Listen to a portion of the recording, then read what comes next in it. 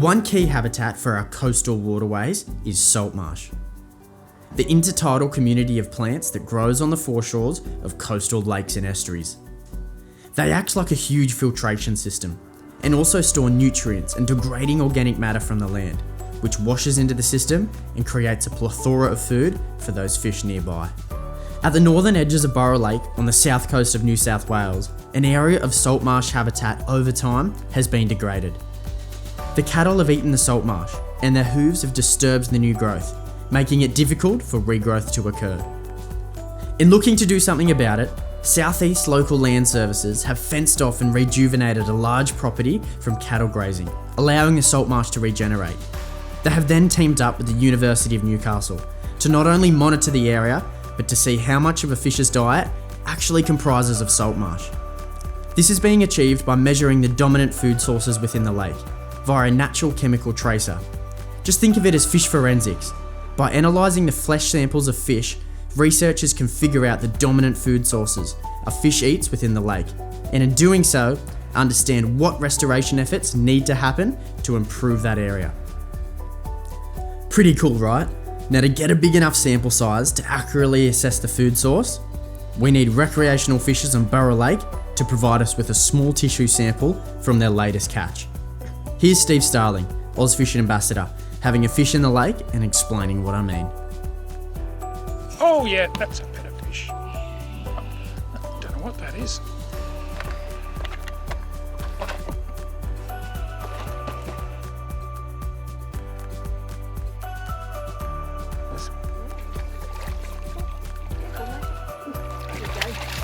There we go, a blackfish or luderick. There's a chunky little luderick too. They're an omnivore, so they're not pure vegetarians. They will eat worms and prawns and things like that. And just occasionally they'll smack a lure. I've caught them on soft plastics and I've caught them on hard bodies before, but it's not a regular thing. As you can see, pretty small mouth. Now that one is well and truly legal and great eating. So I'm actually going to hang on to that. I'll put it in the live well. And we'll take one of the tissue samples later on that I was talking about to supply to the researchers who are checking out what the fish's diets are here in Burril Lake, because that's quite important, as you'll see a bit later.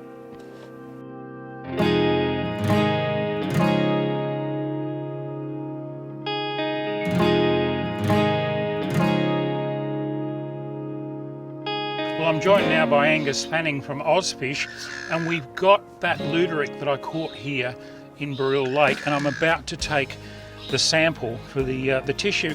Why is this so important, Angus, being able to get these samples? Yeah, look, this is really, really important for the study because it basically allows the scientists back at the university to take that sample and analyse it for what the fish are actually eating in the ecosystem.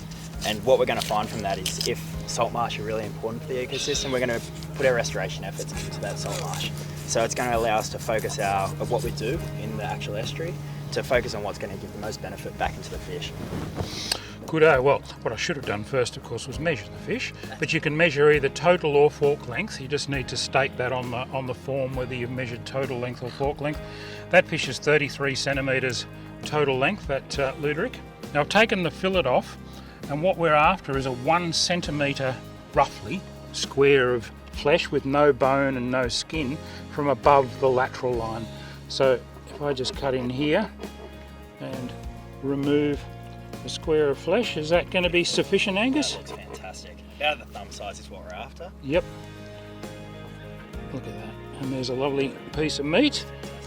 We get the bag, and this all comes in the kit. You've got the Ziploc bags, the tape measure, the pen, the forms. In it goes. And then it's really important that I record what area of the lake that it came from as well. And this one came from Zone 1 up in the top end of the lake here. So I fill in the form. The length was 33, total length, and the species is luderick. Zone 1, and there we go.